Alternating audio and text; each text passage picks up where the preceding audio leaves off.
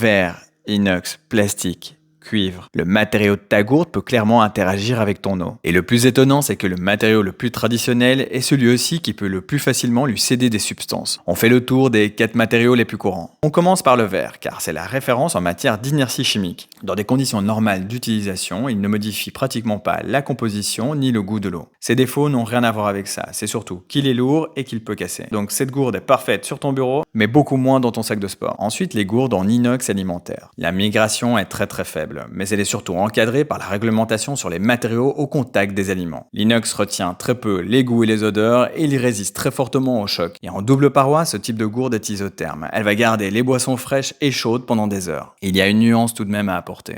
C'est qu'on évite d'y laisser séjourner pendant plusieurs jours des boissons très acides. À l'achat, on privilégie un inox alimentaire, comme le 304 ou le 316. Le plastique, lui, il séduit par son poids et son prix. Mais il peut libérer des substances issues du matériau, ainsi que des microparticules. Surtout lorsqu'il vieillit, est rayé ou est exposé à la chaleur. Les conséquences à une exposition chronique aux microplastiques sont encore étudiées. Le bon réflexe pour les gourdes en plastique, c'est qu'on évite de les laisser exposer en plein soleil ou dans une voiture, et remplace-la lorsqu'elle est très abîmée. Dernier point très important, c'est que sans BPA ne veut pas dire pour autant sans migration. Enfin, le cuivre. C'est une tradition très ancienne, mais c'est aussi le seul des 4 matériaux où la migration est un véritable sujet. Le cuivre peut clairement migrer dans l'eau, surtout si l'eau est acide et qu'elle y a séjourné longtemps. Et ce n'est clairement pas un détail, il existe même une limite réglementaire européenne de 2 mg par litre de cuivre dans l'eau destinée à la consommation humaine. Donc pour les gourdes en cuivre, on évite absolument les boissons acides, mais également les longues périodes de stagnation. Aucun de ces 4 matériaux n'est réellement parfait.